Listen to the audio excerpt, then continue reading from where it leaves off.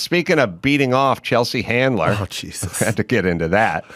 Unlikely pairing, but you guys seem to be thick as thieves, deeply in love. Oh, she's great. The cool How'd thing you guys meet? I met Chelsea right when I moved to LA. Right when I moved to LA. And what year? I moved to LA at like 2001-ish, 2002. And then I met Chelsea like 2003 And at the Laugh Factory. And stand-up? Yeah, she was doing stand-up. She wasn't who she was now. And we met with John Lovitz. I was opening for John Lovitz on a Wednesday night. He had like the John Lovitz Wednesday night show. And one day he was like, hey, I'm going to bring Chelsea Handler. She's gonna open for us, and she's hysterical. She's my only friend on MySpace. Take a look.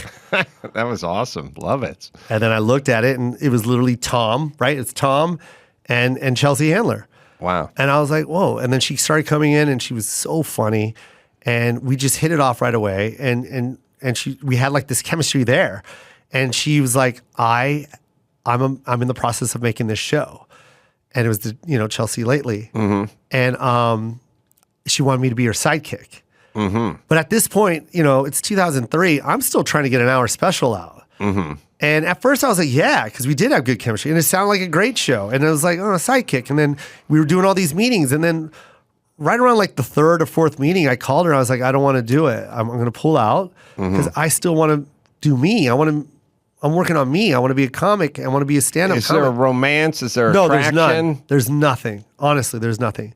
But there's chemistry. There's just chemistry. That's why she wanted me on it, because it was like our banter was so good. And then I turned it down. She cursed me out on the phone. I'm still working at Nordstrom Rack at the time, and Borders Books, shelving books. And it was the worst decision I ever made. No, it wasn't. At that time, it was. And she cursed me out. She goes, this show's going to be a hit. You made a fucking stupid mistake. Stop listening to your fucking people. Go with your heart, blah, blah, blah. You're in control of your own destiny, blah, blah, blah. Hangs up the fucking phone on me. And she was right.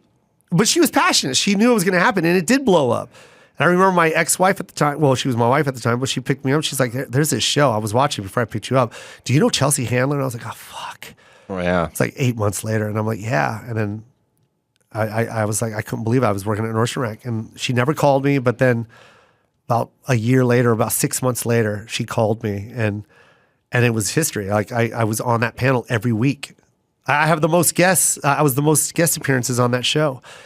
And then the show ended, and then we kind of like went our separate ways, and then I did my thing, and then we kind of, my book came out, and I asked her to do a blurb for the book. And then that's how our friendship kind of came back together. And next thing you know, we were doing lunches and dinners, and then all of a sudden she goes, kiss me.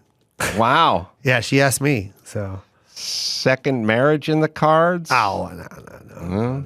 She's that's yeah, no, we're good. We're good where we're at. And that's the cool thing, because our friendship was purely based on before the fame and the money. So it's like, and now we both have that equally. So we both know that it's like, I only want love from you, and she knows that I only want love from her.